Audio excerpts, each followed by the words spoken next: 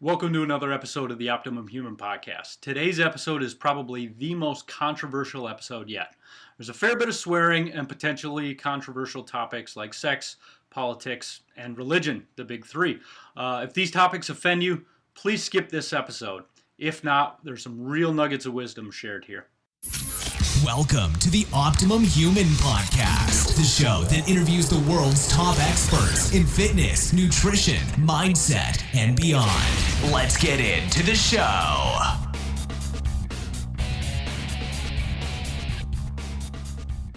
Hey guys, welcome to another episode of the Optimum Human Podcast. My name is Brian McKay, he's Claude Petroulis, and we are the Optimum Human Podcast. Today we've got interesting guest, something a little out of the ordinary for us. David Wygant, man. How the hell are you today? Doing good, man. Just loving everybody, as you know. Absolutely. That's just my fucking motto every single day. I wake up and I love everybody. Beautiful. Well, you gotta love everyone, man, because love's what makes the world go around, right? It Not is. money or anything. No, I always say that all the time. The day we die, we don't think about the money we didn't make. We think about the love that we didn't experience. And that's 100% true. You know what I mean? Mm-hmm. But then again, if we made a shitload of money and we're there with like 6 beautiful young Hooters girls dressed up as sponge bath nurses and, we're 90 years old and we're going out that way, that may not be that bad anyway either, but no, it's all about relationships, man. It's all about your kids and your family and, your friends and everything else.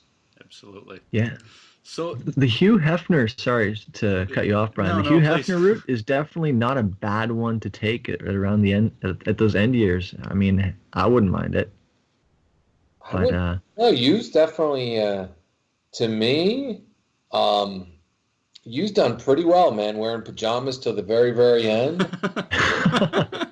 He's done it the whole time, which, hey, respect to that guy. He found the secret to life, and he's just been living it. But yes, he really has. It's cost him a lot, though. I mean, he's made a lot, but man, I'll tell you, these women, they look at you, Hefner. I mean, you get to go and play with his old man balls for a little while. He's going to make a couple of $1 million. So it's pretty amazing. I mean, he's made some women very, very wealthy, and I'm sure, and I always tell older guys all the time, man, if you want younger women like that, it's a give and take. You give money, they take the money.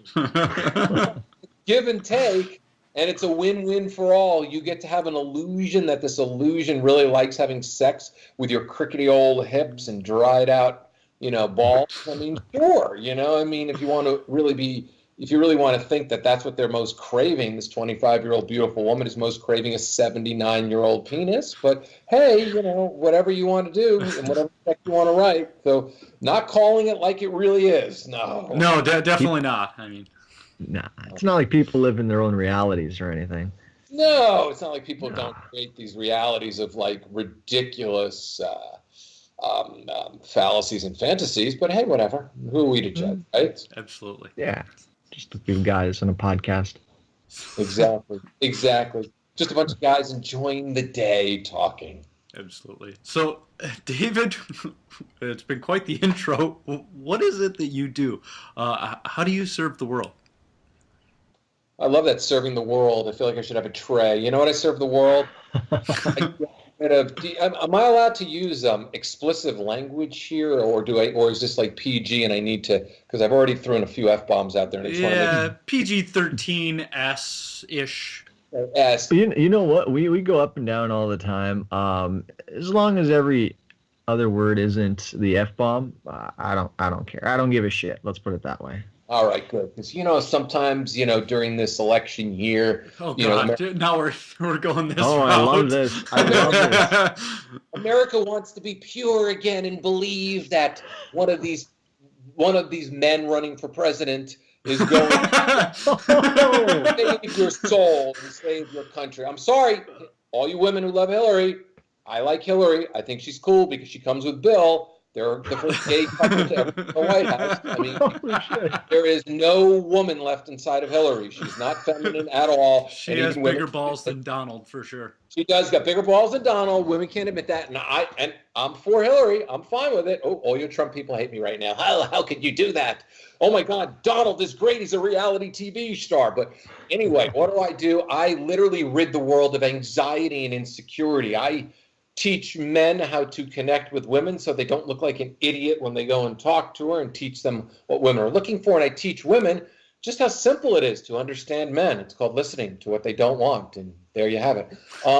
So I teach people how to have great relationships, loving relationships, honest relationships, truthful relationships, and speaking their authentic truth 24/7, because I know with that statement about the two men running for president, I definitely hurt some of your feelings. I can tell right now. I can hear it burning out there. Oh my God, there's some women out there that want to reburn the bra, and put it around my neck and throw me in the fire right now, because to them, Hillary is feminine, and to me, no, Hillary is not feminine. That's why Bill had sex with fat girls. Oh, wow. This is awesome. Yeah, this is the intro. So David, how did you get into what you do, man? I just got tired of I got tired of men being such pussies. No, women, I'm on your side. My mom, brought me up, and I love women up until this point in my life. I've loved you. My mind might change over the next few months. You never know. But I truly think men are pussies. Men are always looking for, validation, confirmation, afraid to talk, afraid to walk, afraid to ask out, afraid to talk about their needs. They always have this fantasy girl in their brains. So I want men to show up as authentic, and I want women to listen. God, women with their fantasies. Woo! I mean, seriously, I'm sorry, but y'all can't be Ariel and Eric in The Little Mermaid. It just doesn't fucking exist in real world.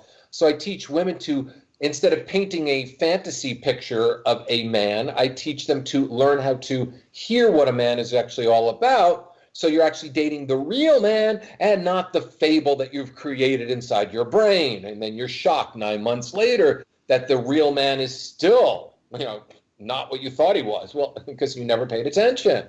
So I'm into getting people into authentic, real, honest relationships with great communication and not being so afraid to talk and speak their truth.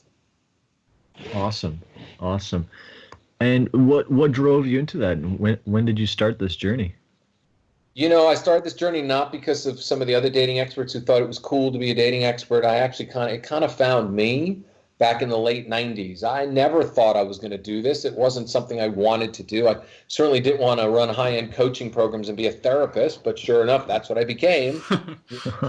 I'm basically a therapist for millions and millions of people, which I'm okay with because I'm really good at it, because I as like Jack Nicholson says in The Few Good Men, it's like the truth, you can't handle the fucking truth. And that's where I'm at, and that's how I've always been. And just people started following me around. Men started following me around because I could talk to girls. I mean, it wasn't a big thrill to me, I mean, I always talk to girls when I go out. I'm not afraid of them, What can they possibly do to me? It's like, right? What are they going to do? Walk away? I mean, going up and talking to a guy that's built like Terrell Suggs and telling him he's a fucking idiot, that's the damage that could be done to me. Right? But walking over to a girl and saying hello, and there's no damage that can be done. So maybe hurt your ego a little bit, but that's about it. Ego, schmigo. You want to go date, you got to lose your ego. Men and women, wake up. If you want a real relationship, you got to lose your ego. Oh my God, your ego is the thing that destroys you. It ruins it. Look at the Donald right now. The election is rigged. No, you're losing. It's not rigged. People think you're stupid and you don't have it together, and you get angry like a little boy whenever anything doesn't go your way. You have a temper tantrum. It wasn't going to last. It's ego. And ego is the number one destroyer of everything in this world, from religion to to the planet, to war, to everything. It's like, drop the ego. If you want real love, drop the ego, because you can't ever find love if you're an ego, ever, because it's always about you. And that's a point that a lot of people don't don't understand, and they'll hear that and they still won't get it. So what do you do to drive that home? Like, do you have programs that you put them through? You just kind of beat them with a hammer till they get it? I was going to say the hammer. Well, yeah, I got the hammer. I got the hammer. I bought it at Toys R Us. It's got a clown head because they're fucking acting like a bunch of clowns. Over the head over and over again until their head just pops off like a Jack in the Box. So absolutely no. It's, if somebody's serious about changing and really finding love, then that's coaching. Then I put them through intensive coaching programs where I am hammering them with words and support and action and truth. It's like people come to me because they know that it's time for the truth. It's time to actually hear the truth instead of, having a convoluted lie about your life. Because most people out there, you're living lies.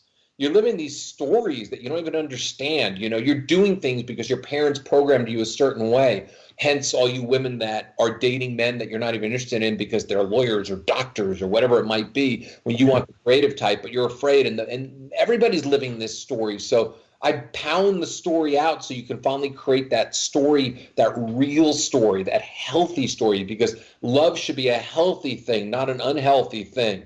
I mean, look at all the divorce that goes on out there because we all picked wrong. We chose with our ego and we chose based on story and not really listening to the presentation that was being presented to you because we always want something to be what we want it to be. It's ridiculous.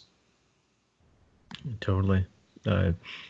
Couldn't put it any better myself. I mean, that's the reason my last relationship ended, is because I am not a doctor or a lawyer. So, I don't know if that programming is definitely there for people, and they're programmed, go with this person. But I definitely think that people are fooling themselves. So you're right on the money, man. And I know you're right on the money, so you don't need to hear that from me. No, and you know what, too? This is women. Women date. Men date what they dream about, and then it becomes Halloween 13 with Michael Myers coming back to life, right? Okay, women date what they think they deserve, not what they truly desire. So women all the time talk about, I want a man who's done work on himself, who's strong and sensitive and all this. I listen to their crap 24/7, right? And then the guy comes up and presents to them, and then they run because they don't trust it. They don't trust it because they think that they deserve the asshole. And it all goes down to your relationship with dear old dad. And I've got a daughter, and I make sure, man, the other day my daughter looks at me and, her mother is living with her new boyfriend, and I said, baby, maybe one day I'll have a girlfriend. She goes, no, you can't have a girlfriend and you can't live with anybody, because it will take time away from me. So I pity the guy that dates my daughter because man, I treat her fucking great. So she's not going to date assholes. She knows she's beautiful. She knows she's smart. She knows she's heard. She knows that she can be whatever she wants and I will support her. She knows that if she does something wrong, I'm going to sit down and talk to her and not yell at her and make her feel bad about herself. It's called healthy. And a lot of women just date whatever their father dished out at them because so many fathers suck ass. They're just, they just don't get it. They don't have the patience for it. And I don't, because they have other things. They're working their asses off, whatever it might be. They want to play golf. Men are a little more selfish that way. So it takes a very selfless man to realize that you're really, you're doing something for a young girl that's going to create a lifetime. So women have this father issue, like when the old guy scores the young broad, and, it's like you scored her because she's got a daddy issue. Oh my God. You're just playing out daddy for her all over again. Yeah, and it usually ends with both sides just. It doesn't end too well, at least in my experience. Well, at least one side's devastated. I'm not sure, but totally. Now, Brian, I know you definitely had some questions set up, so I'll hand the microphone over to you, sir. Yeah, absolutely. Actually, the first one I've heard through the grapevine. I've never known. I know. I told you when we contacted you, I used to follow your stuff, but I was wondering, is it true that the movie Hitch with Will Smith is based off of you and your work? Yeah, I used to be a black man, but I was Michael Jackson, and I got my skin totally like white again. The problem is, man, it's like I go out in the sun, I start to get these like precancerous fucking moles, man. It's like I want to go back and be black again. I actually met with the producers a long time ago. Their movie was a mild concept, almost like a rash. They had Will Smith attached to it. And I was the only one doing high-end coaching at the time, so I pitched the David Wygant dating show, where I go in, and I literally remember the pitch, and I got it written down, where I go in and live with people and teach them how to be confident and, you know, support them and sit there on a date with them and all this other stuff. And the guy's taking notes the whole time. And 3 hours later, I left, and he says, you know, if this movie ever becomes a movie, you know, maybe we can revisit the show. And that's my story behind it. So yes, you know, did I get paid for it? No. Is Will Smith my buddy? Do we go cruise women together when he decides to cheat on his wife? No, we don't have that type of relationship at all. Did he write me a check for being a good guy, for showing? No. But yeah, I was the only one doing this high-end coaching at the time. So there wasn't many inspirations besides me at the time. So yeah. Cool. That's awesome. And I mean, I'm sure that you have taught many men how to dance and not to dance like Kevin James, but no, actually I dance like Kevin James. Oh, okay, fair enough. And I'm damn proud. I'll tell you, when I was a young stud in my 20s in New York City, I remember this gorgeous woman. I mean, a woman that would just take most guys' breath away, walked over and said, will you dance with me? And I looked at her and I said, honey, I said, whatever illusion and story you have going on in your mind right now, I will ruin by dancing. All the attraction you're feeling right now will be fucking taken away. You'll watch the way my hips move and you'll think I won't be able to fuck you later really good. And I'm telling you what I said, right? She's looking at me, she's smiling. I said, so keep the fantasy inside your brain, because my hips can move great when I'm on top of you, sideways and behind when you're on top of me, but wow. Dancing is just going to be an ugly thing.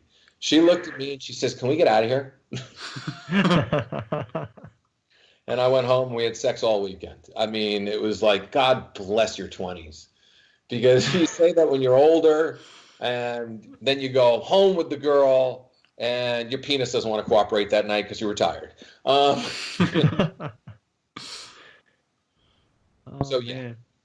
I didn't teach him to dance. I don't dance. Fair enough. Me neither. No, it doesn't happen.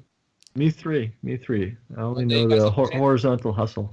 Yep. Now you guys have a good answer. Next time a girl asks you to dance, you know exactly what to say. Use it. Well, I do. Brian does not have a good answer. He just has to show a ring on his finger and. Yes. Yeah.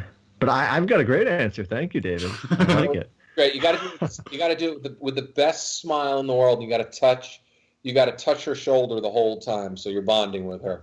And you just gotta pull it off. And I gotta tell you, my 20s, I was a wild, uncontrollable seed planting man in Manhattan. You know, I was all about the conquest. It was all ego.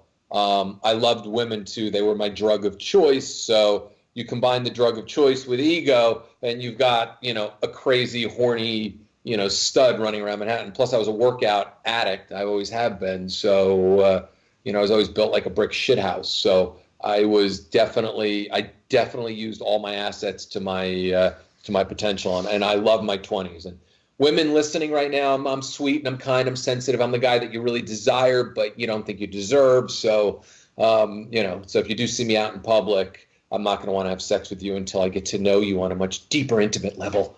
Oh, I've become so feminine as I get older. It drives me nuts. You know, it's just about balancing as far as I'm concerned, the feminine and the masculine.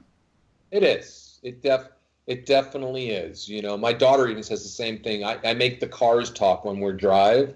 And she goes, make that a boy-girl talk car. I said, how is that a boy-girl car? My daughter goes, half vagina and half penis, Dad. I could see it right now.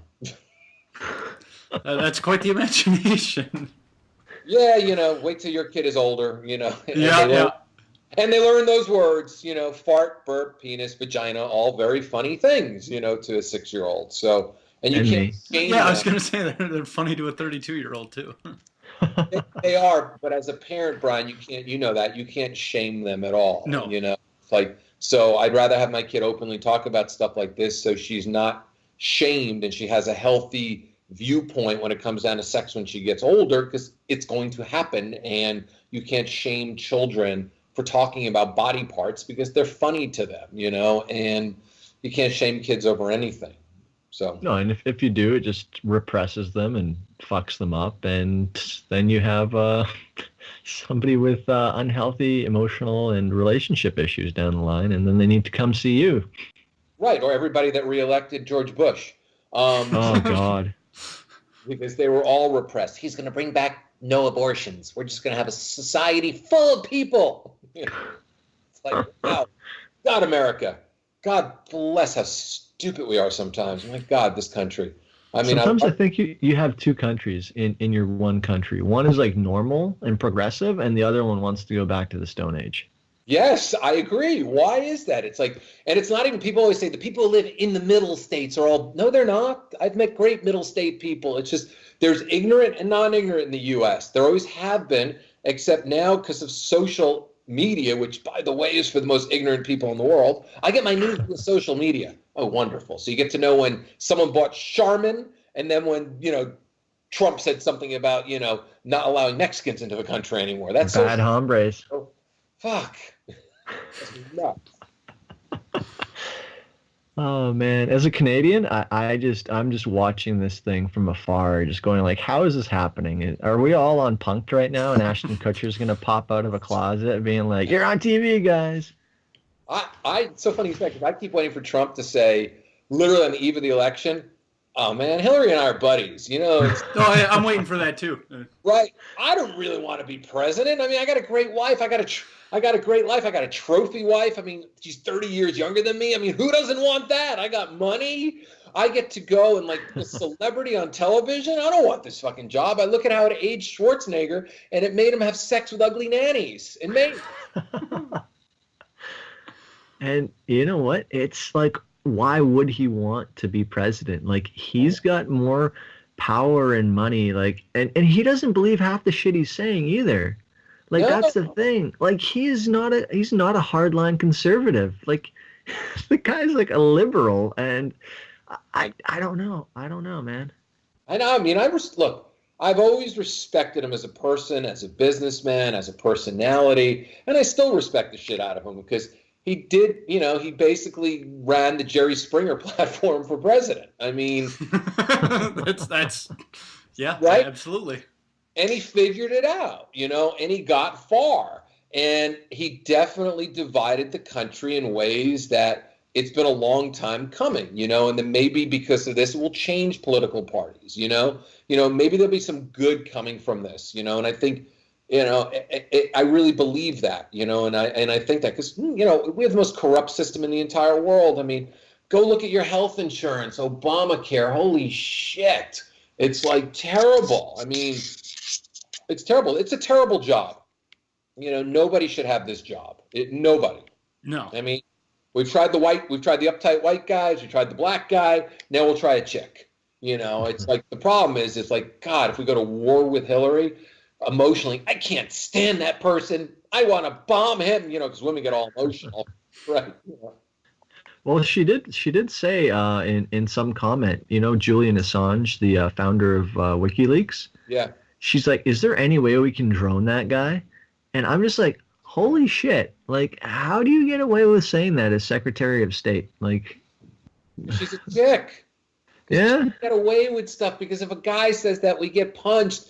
Bill Burr, you ever listen to Bill Burr? Oh, yeah.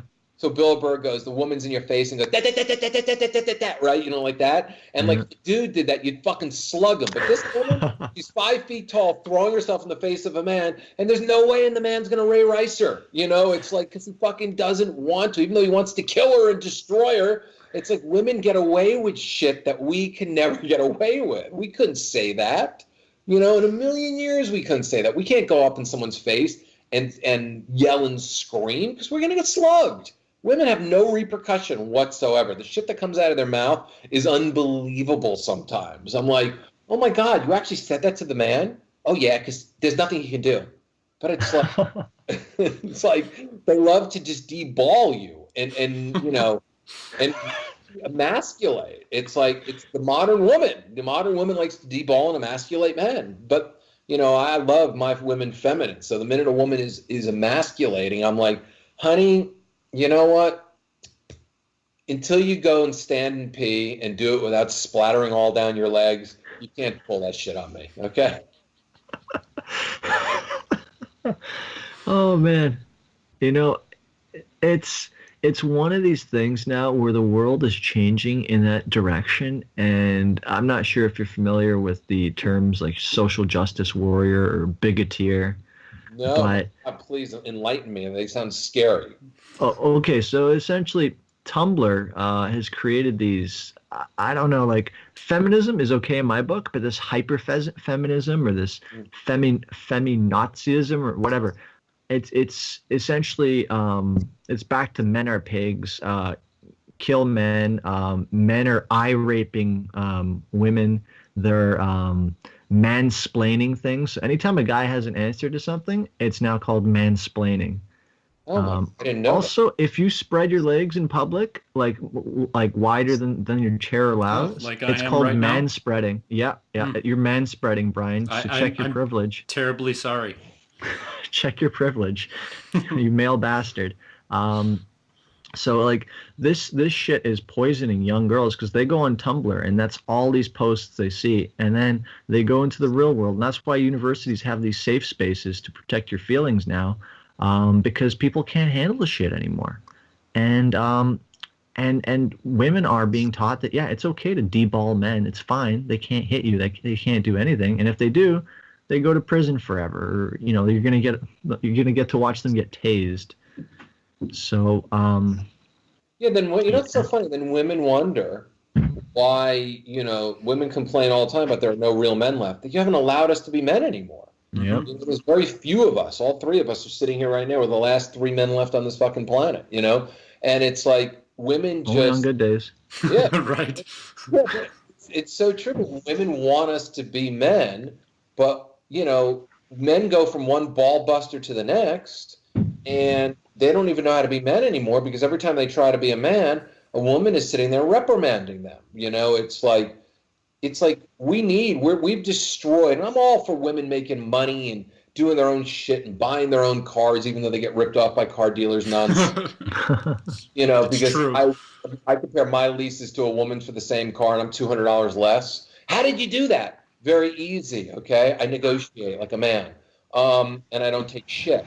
But it's just women, you got to make a decision. And the funny thing about it, too, is that men are a lot more evolved. So this new modern man is sensitive and open and caring, and we're aware of our feelings. But you know what? We're not going to be pushed around, but yet. We still have that warrior within us that needs to be unleashed sometimes. Yeah, we do. And we like the warrior that's unleashed. So there's got to be either a big paradigm shift coming up, or I got to tell you something, women are going to be masturbating with their sex toys till the day they die, because as they don't need men anymore. Like if you get like these women, especially over the age of 40, they're broken. I don't need a man. I don't, because that's what they always say. Yes, you do. It makes you a better person. I need a woman. I'm 54 years old. I do much better in a relationship. Women to me are a muse, and and their creativity and their sensitivity and warmth, and they're a lifeline when you're about to go buy a car, and you're not quite sure. You can call her up and she goes, "No, honey, you really wanted the black one. Don't compromise and get the silver one. Thank you, lifeline." Women and need each other. And you have these women over the age of 40. I don't need a man. I just rather sit around like a sorority girl posting drinking games I do with my sorority girlfriends and having no time, and going to listen to Yogi Gandhu on the yoga mat and self-love, and then fucking myself every single night with vibrators, that are the size of vacuums. If you guys that thing can make the best chocolate chip pancakes and get her off at the same time.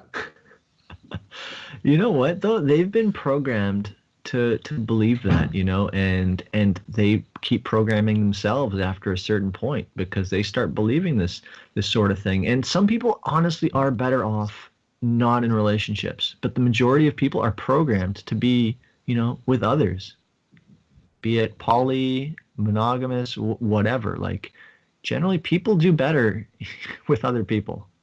We do, and this all I am, this is what we are. We're the I am culture. I is always first. If you look at everything, the way people have been trained via social media, I did this, and I did this, and I believe in this, and I want to do this. It's like a bunch of toddlers running around. My toddler, I'm hungry, Dad.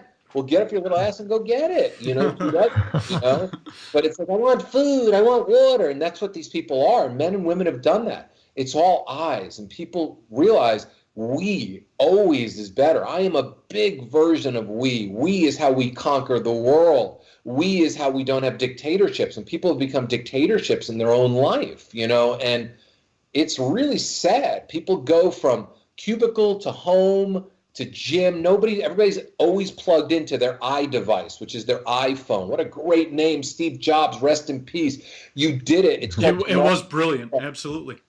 It's brilliant. It's an iPhone, It's a narcissist fucking device. I mean, everything about it reeks narcissism. I mean, so, come on, folks. We got to get together. We got to open up to each other. We got to talk to one another again. It's getting nuts out there.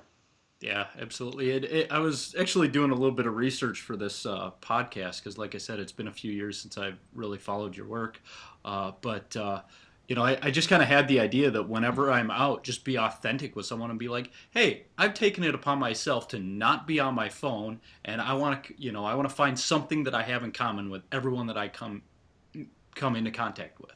And, if they want to take me up on that, great. And if not, like, that's cool too. But, to get me, because I know I'm guilty of it too. I've always got my goddamn head in my phone, and it's taking away from the quality of my life. It's not only taking away from the quality of your life, it's destroying any real connections because you're staying involved in iWorld. iWorld only has the people that you've already connected with.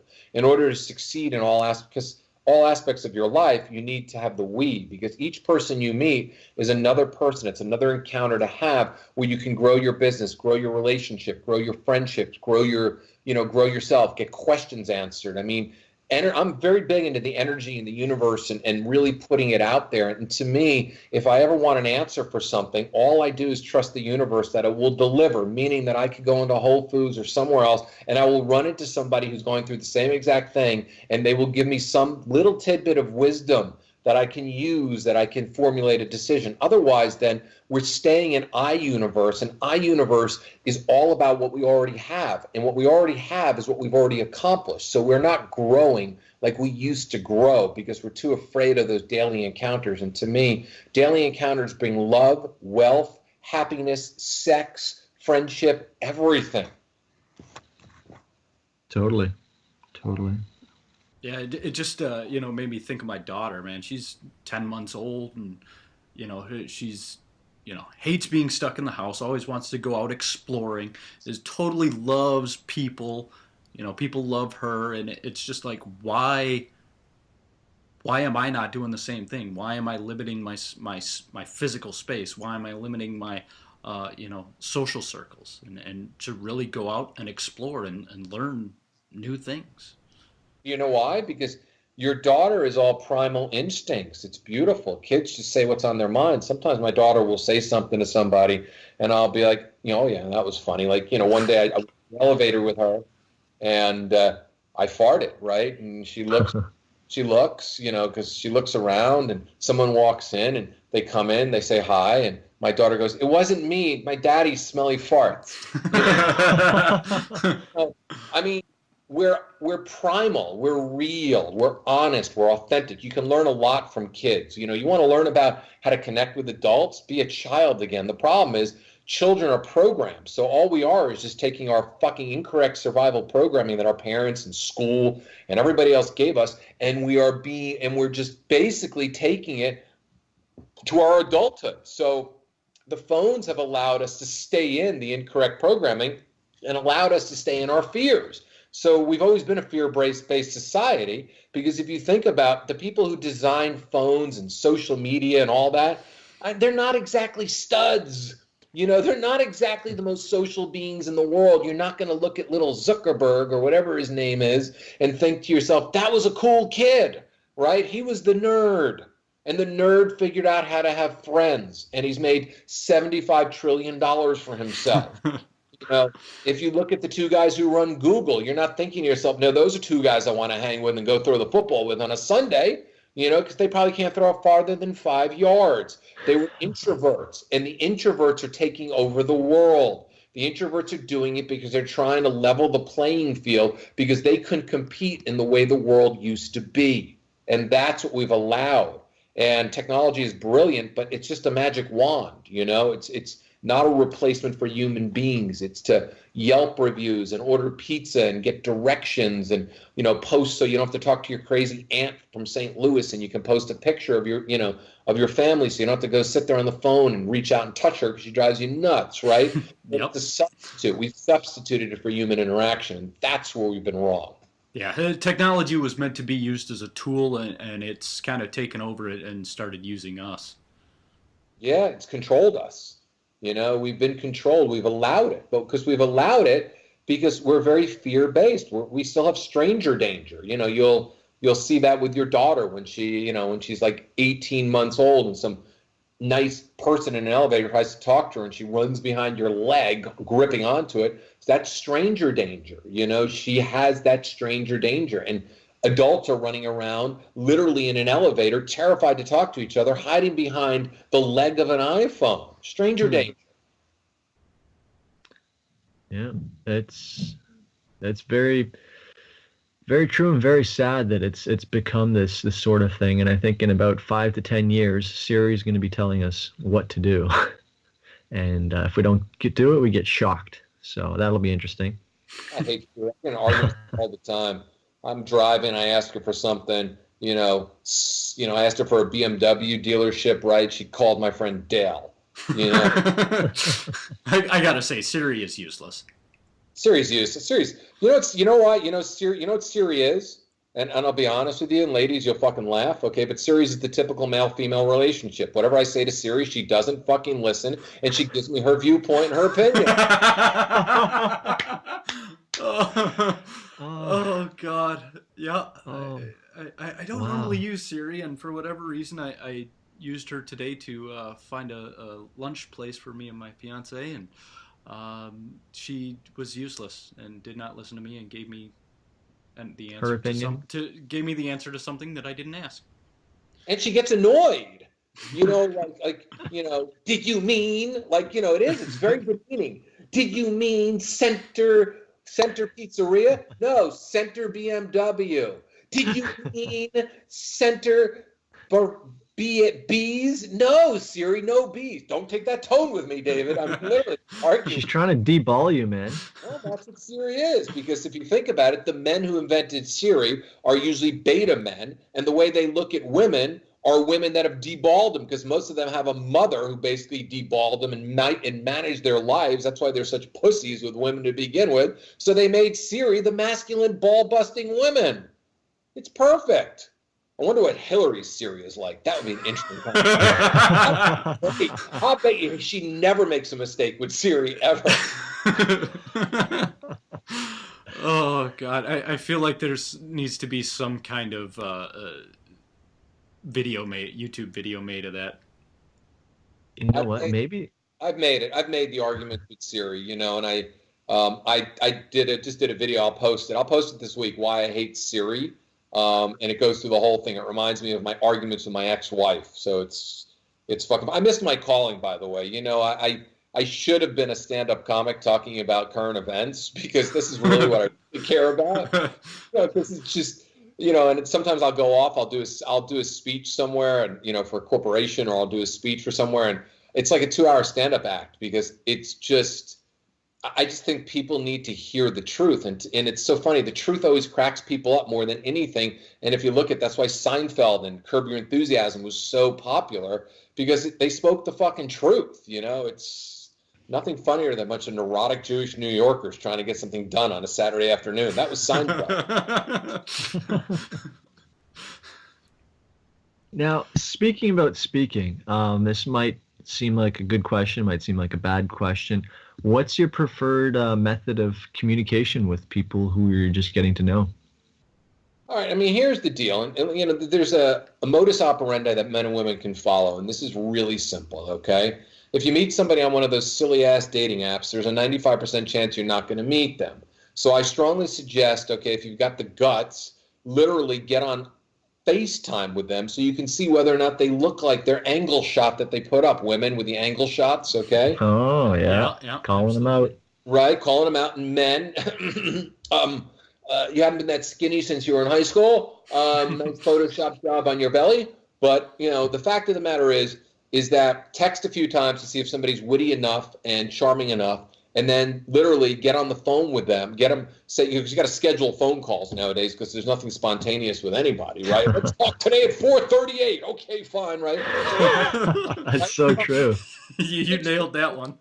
Oh, yeah. 6 minutes in, I have a 4:38 phone call with this girl today. Can't wait. 6 minutes into the phone call, look at her and go, hey, you know what? FaceTime for 30 seconds, okay? Because and I know we take one look at each other, we're either running for the hills or running into each other's arms. There's absolutely no middle ground. And she starts laughing, or he'll start laughing, and then you get on FaceTime and you can see who the person is. I mean, that to me is modus operandi. Don't spend hours on the phone when you go out on a first date. I'm sorry, ladies. Fucking Starbucks is great. If you've never met each other before, it's perfectly acceptable. We don't need to feed you. You can feed yourself, nor do we need to put 7 glasses of $19 a glass overpriced wine into your belly so you at least go home with a great buzz. It's ridiculous. It's like dates that don't meet, that you meet online or you meet on an app, should be so simple. It's just a meet and greet. Then you can go have wine if you like each other. Then you can go have dinner if you like each other. But not until then. You got to pass the fucking test drive. I mean, you really do. No, and that's a great point, because I've been on a few of these dates myself. You show up and you're just like, wow, you look nothing like your picture. There must have been a lot of Photoshop involved, or there must have been 10 years that passed. And that FaceTime idea that's spot on. I'm gonna implement that. I've actually, I've implemented an offshoot of that. I now use Snapchat. So if somebody doesn't really snap me back, then I know that there might be something going on. Also, Instagram, Facebook, all these things, they help show you what the person looks like now, usually.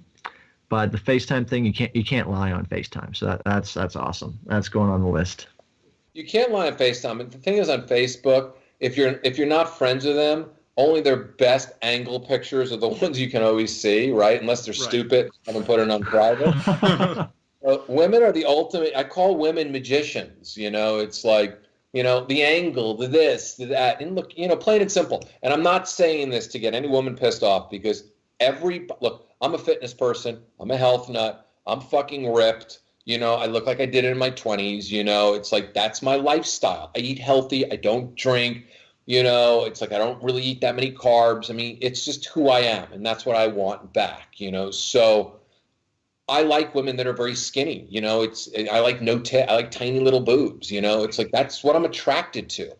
And God forbid you have a preference nowadays. I've always had a preference. And if women who are chunky get pissed off at that when they show up because they trap me on or put the right angle shot on, I thought they were a lot skinnier, don't be insulted, because I got a friend, man, he likes you 50 pounds overweight. He thinks the girls that I date, he wants to take them to McDonald's and feed them for like a month, For every body type, there's a body type that's going to be attracted to it. And everybody's got a huge market. So don't get angry if somebody like me, because you want to hold on to my fucking hard man pecs and ride them till 4 o'clock in the morning. But I don't want your big body on me. You're going to crush me. I'm not attracted to it. But yet there are millions of men that are. So everybody has a market, and you're a certain brand. So I don't care if you're 300 pounds, and I don't care if you're very overweight. There's plenty of people that want your body type, and there's plenty of people that are going to be attracted to you. So part of what I always tell people is embrace yourself. It's like, you're fucking hot the way you are, and someone will think that way once you start thinking that way. Yeah, absolutely. I think, this is my personal opinion, is whatever we tend to be insecure about tends to be what the other person finds the most attractive. It's almost like we need to accentuate whatever we are insecure about. Oh, it's so true. I mean, I've got this like gigantic mole on the back with like, enough hair to feed. No, I'm just kidding. But it's the truth. It's like when we think about our insecurities, what we're going to do is we're going to attract someone else with insecurities, and then we're going to get involved in this really bad codependent, insecure relationship that's not going to satisfy either person. So I always tell women all the time, it's like you're wearing your high heels for yourself, because honestly, if you ask most men, I think women are much hotter in a fucking pair of Chuck Taylors any day of the week than their stupid heels that they can barely walk on. It's like, you're putting on the makeup for yourself. You're putting on these fancy clothes for yourself because we'll take you in a ponytail and a pair of Lululemons any day of the week. I mean, we're simple. We're pretty simple. So all these things that you're doing for yourself, so you're doing it to make yourself feel better, not to make us feel better. And realize that when you're grimy and sweaty after yoga and guys are looking and you're buried in your iPhone and men are staring and you're missing all these men checking you out, we think you're hotter as can be because we know you'll clean up good. You're your hottest when you're at your messiest. Yeah. Amen. Yeah, absolutely. Amen. I love it. Brian, I will hand the podium back to you. God, this has been awesome conversation. I'm actually kind of lost, quite frankly. He's looking at a picture of your eyes, so getting lost in those. I get that. Yeah, exactly. I have that effect on people. People have no idea how out of control I am. So it's like they're like, yeah, we're going to do a really good conversation. Then all of a sudden they're like, whoa, did he really just say that? All right, conversation totally in another direction. Right. And, wow, is he really that blunt? Oh my God, did he actually call somebody fat and sexy? No one ever says that. That's like politically incorrect, but yet fat and sexy is fucking hot for a lot of people. It's like, once again, people, embrace who you are. You have no other choice, unless you've got the most greatest discipline in the world and you're a fortune teller of the future and you know what you're going to look like 6 months from now. You better love yourself today because that's all you got, because literally you can go out and get hit by a bus tomorrow. And if you wasted your last day basically beating yourself up, being insecure, and not having the great sex and relationships you deserve, then you wasted your last day of your life. Yeah, absolutely. Now, I don't know. Do you have any, I don't know, I hate to use the word magic bullet, but do you have any tools that you use or any one thing that would really help someone who is struggling with, finding that self-love? Yeah, mirror, mirror on the wall. Who's the greatest one of them all? You are. Write down all the amazing things about yourself. Look at the wins and not the losses. We can all rip ourselves apart. I could look at myself and say to myself, talk about the things that I don't like about myself. My hair went gray when I was younger. I get a couple of hairs on my back that I got to have my daughter shave off. It's like, because I can't reach them. We can pick ourselves apart left and right. My stomach isn't the best stomach in the world. No matter what I eat, I still always seem to have some type of digestive fucking issues, right? We can, and the list can go on and on and on and on and on. We can beat ourselves up nonstop. Instead, look at the amazing, beautiful life that you have, the wins that you have, the people that are in it, the things that you have available. We're never going to have enough money, no matter what. You look at somebody who's rich and they want another billion. You look at somebody who's poor and they want another 100. There's always a better car. There's always a better house to live in. There's always cooler clothes. There's always a nicer Rolex. There's always something out there. So I always tell people, embrace the amazing life that you're living, and then the universe will give you more amazing things, because when you're in gratitude, God, whoever you believe in, God, universe, whatever it might be, will reward people in gratitude and will constantly teach lessons to people who are not in gratitude. And try that out, because I know when I'm not in gratitude, money doesn't flow in the way it normally flows in. Women don't flow in the way they normally flow in. Friends don't flow in the way you're not in the flow. You got to get in the flow by really appreciating, get down on your knees and thank God for being, for giving you this beautiful life. If you believe in God, if you don't believe in God, thank yourself or, whoever, but be in gratitude. That's how it starts. 100%, man. 100%. And, all all the people that I look up to and that I follow use the same thing. And if you're not, like you said, if you're focusing on your losses, not your wins, when are you ever going to be happy? Never. Never. I mean, never. And that's, you get in that cycle because most people, if you think about it, wake up in the morning with regrets, there's always a regret. They're going to the shitty job that they want. They wish that they leased they found out that their friend got a BMW for $500 a month and they're driving a Highlander for $750. It's like, there's always that person that never seems to get the deals and never seems to get the breaks. And the reason why is because you don't create your own breaks because you're not in gratitude. You're thinking about what's wrong with your life instead of what's amazing with your life. One of the mantras I wake up to, and I try to remind myself, because I've had a really rough year this year on a lot of different levels, and it's been really trying. But one of the things that I try to remain on solid ground is I try to wake up every day with this mantra: thank you, God, or thank you, universe, thank you, world, for another amazing day of possibilities. Because today is a day that I've never experienced before. Yesterday is history. The future is a mystery. So today I can experience whatever you're going to give me, and I'm open and present to whatever gifts you're going to give me. And at the end of the day, I'm going to thank you for all the gifts you've given me in gratitude. And when you do that for 30 days and 30 nights, you'll see the way your life changes and the way your world changes. And everybody listening should try that, because it might sound wacky or crazy or weird. I mean, it doesn't to me or Brian, because we've been there, we've seen this, but try it out. It sounds like voodoo or whatever, or woo-woo or whatever. And it may be, nowadays. But when you change the way you look at things, the things you look at change, as the cliche goes. Yeah, but think about what you said, like we're defending it, right? And because it sounds woo-woo, but in reality, we have to defend it. We have to defend the thing that actually works because of all the people who don't believe in the thing that works, right? So we all got to sit here and we got to rationalize them because we're dealing with small brain people. No insult. Watch the movie Defending Your Life. It's really fucking funny. It's like most of us have a very small brain. We only use a very small percentage of it. And something, I don't eat sugar and I don't drink. And someone says, do you miss it? And I said, after 30 days, not at all, because my body gets acclimated to something else and craves something else. Everything is in your mind. Your mind is limitless. It is limitless. The only limits you put on your life are the way that you speak. So everything that we're saying right now, we don't have to defend. It's not woo. It fucking works. And it works if you stick with it, because it's such a beautiful thing to be that connected to source, because God is all inside us. There's not a fucking white man up there, oh my God, to God. Hey, God, and if you're waiting for Jesus to be resurrected, I'm fucking sorry. It's never going to happen, okay? At all. Now you're just pissing people off, but.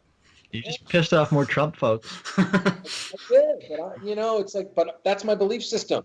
And you know what? If they want to believe that, how's it serving you? And that's something I tell people. All the people that think Jesus is going to be resurrected, or they're a born-again Christian, everything else, how is it serving you? Is it really serving you? Is it giving you a limitless life? Or is it allowing you to fucking forget that you cheated on your wife and had a kid out of wedlock and you were born again just to amend your sins? How is your viewpoint serving you? Because I'm not going to bash religion, because everybody wants to believe in something.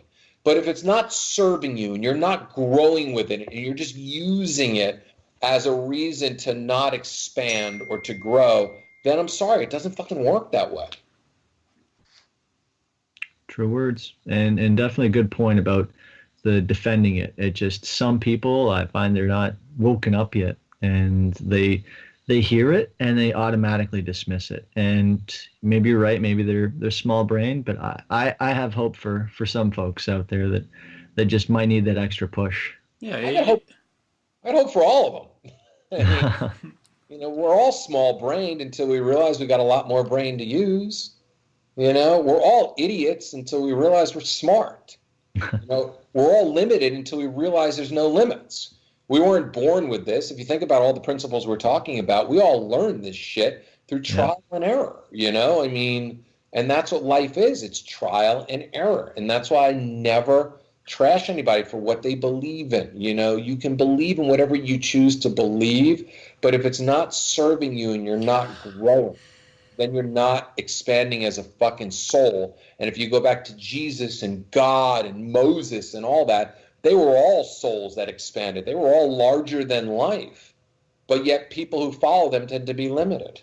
It's interesting, you know? I mean, if you really break down what religion is, religion had unlimited possibilities through the people that actually were written about in the Bible, but yet the people following tend to limit their shits. It's very true. Yeah. Well, David, we'd like to be respectful of your time. Brian, do you have any more questions before we get into the wrap-up? No, let's jump right in. Awesome. So, David, what are your top books? I mean, they can be anything. Like, what are the books that you, if you had to save from a fire, and you can't choose one you haven't read yet. So, your top books or the ones that you've given away. What's your favorite? Top 3, top 4, doesn't matter. All right. Celestine Prophecy. It's all about energy and all about how everybody you meet is there for a reason. It's how I've lived my life. It's a fucking phenomenal book. What was the name of that again? It's called The Celestine Prophecy. It's by James Redfield. It's just how we're supposed to have, you know, the universe actually put us on this podcast today to have this conversation. You went to Whole Foods at 5:55 and not 6 o'clock. You're supposed to meet the people at 5:55. Everybody is a connecting soul to everybody else. There's another book called E Squared. All right, that's the third time. Now I'm going to order it right after this podcast. So E Squared is an amazing book. E with the big number 2. I just traded my car in and I just left it in my car. And hopefully the really hardworking Mexican guy who's fucking details all the cars that I have massive respect for at the dealership, I hope he reads it because he's working his ass off and I hope he gets prosperity from it. So I left the book in the car for him because I actually saw the guy and didn't get his name. Those are the two that really kind of resonate with me. Another book that I really think people should read is Jaws by Peter Benchley. It changed the way people look at sharks and really got into the imagination. And if you know stuff about Peter Benchley, the one thing he regretted is writing Jaws because it literally was the book that literally made people fear the one thing that they shouldn't have feared that much and literally killed much of the world's shark population. So it's for those of you that have lost your imagination, read it. It's amazing. It's just an amazing book that takes you back to childhood and fears and imagination. There's other ones, but those are like my top 3 faves right now. Awesome. Awesome. Jaws is definitely an interesting answer. I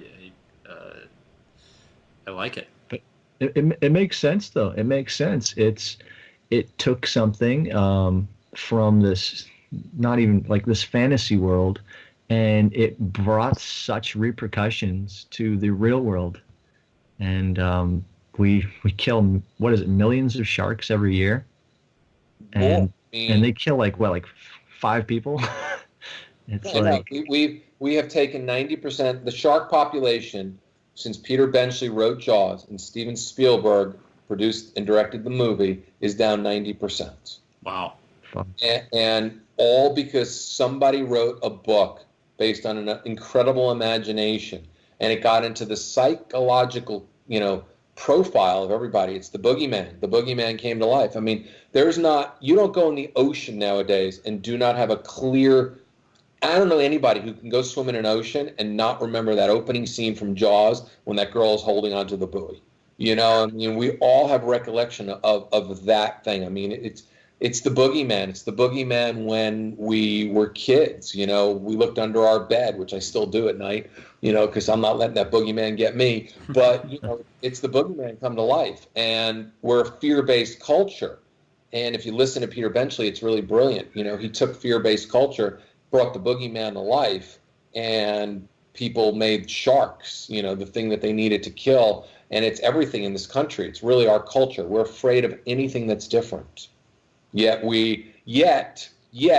we have the biggest melting pot out there, but yet we're always afraid. The white family and the black family moves next door, and you know what they're still thinking and still feeling. There's still like mild racism in this country in certain parts, you know. People, you know, fear what is not like them, and that's why Jaws is so brilliant. To me, I love my life, and I love all the diverse people in my life. I don't have fear of people, but yet, you know, look at how people are profiled. You know, if you look at I once was stuck in customs in Toronto, of all places, right? Because I told them I was there for business, and they drilled me for 3 hours. Never do that when you fly into Canada from the U.S. There, with a bunch of black people and Muslims, and I sat and talked to them for 3 hours. And one guy was a family. I mean, he was, you know, they were basically holding him because he was Muslim, you know, because there was fear, because of the way he looked in his eyes. He looked like a fucking terrorist from television, you know, and he was there with his 2 kids. I mean, so Jaws is really important because the imagination is why people still have racial tension. You just go deeper into the subject, and it really takes you off on a whole different thing. You start understanding, you know, how people still think the boogeyman exists when they're sitting on the subway train in New York City right next to them. Yeah, dude, that's awesome. I love the connections that you made. I've never thought about it that way, and I just want to thank you for mentioning Jaws, because that just opens up a whole can of worms. It's awesome. Yeah, unfortunately, people look at Jaws as the person next to them that's different than them, you know, and that's, you know, and what I love most about the world now is that gay people can get married, you know, people can get smoke pot and not be criticized from the alcoholics, and there's a lot of interracial couples, you know, and I think that's beautiful, you know, and I think it's the way the world should work. People are people on the inside. You know, there's something I posted the other day that if you take a selfie of your inside, what would it look like? You know, I know lots of people that would look like Michael Myers on the inside, you know, even though they look like Mila Kunis on the outside. Agreed. And those people never usually look in because their outside does the work for them. Yeah. So when you hear the words "the optimum human," what comes to mind? Either a person or a set of ideals or principles? The optimum human is a flawed human being that recognizes exactly who they are, embraces and loves their flaws, works on each flaw that they possibly can, not expecting miraculous overnight results or buying into some magic bullet formula program that some idiot wrote that knew how to market.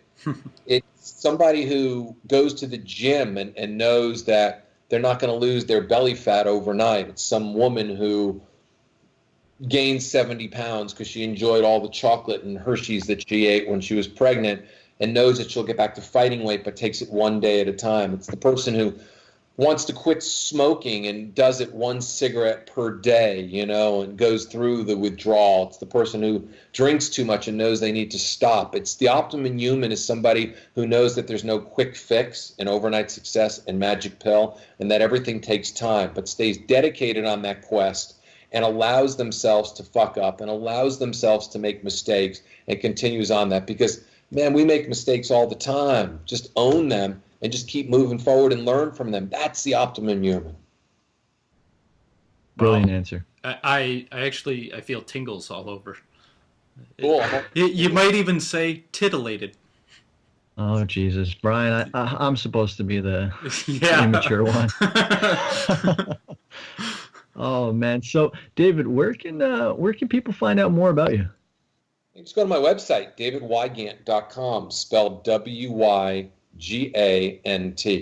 I've got lots of great relationship dating, life advice, programs to make you more successful, programs to help you find love. I've got free stuff on there. I blog and write every single day. I've got thousands of videos up on YouTube.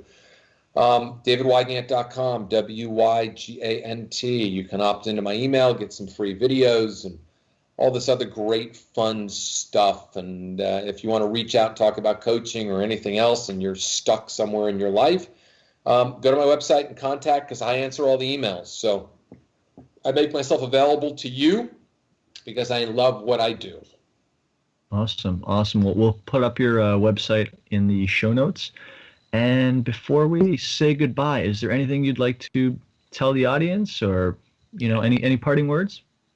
No, I think we went all over the place. I think we swerved. We over definitely the road. have. We went from like sarcastic to comedic to deep to to calling people out on their shit. I honestly think that there's a lot of emotions that people will go through listening to this, and I strongly suggest that you listen to it twice, because there's a lot of good tidbits, man, that we dropped, all of us in here, about really life success. Because as funny as it might have been at times, and as difficult it might have been to listen to, and that's what I always tell people all the time, the harder something is to hear, the more you need to hear it. Mm-hmm. Definitely. Absolutely. If you're repulsed by something, you gotta kind of wonder why. Yeah. Well, David, thank you for coming on the show, and thank you for everybody listening. We covered a lot of ground here, so you might have to listen to it twice. I might have to listen to it twice. So thank you for coming on. And Brian, thank you for being Brian. Absolutely. You are so welcome. I am me. All right. And we'll have all the stuff up on the show notes. And everyone have a good day or night or afternoon, whatever. Yeah. Thanks, David. Thank you. Thanks for listening to the Optimum Human Podcast. If you enjoyed the show, please remember to head on over to iTunes and give a 5-star rating and review, which will help spread the word to more awesome listeners just like you. Head on over to theoptimumhuman.com and subscribe to the free newsletter and get the Optimum Humans Blueprint to the Optimum Life. Download it instantly. Thanks for listening.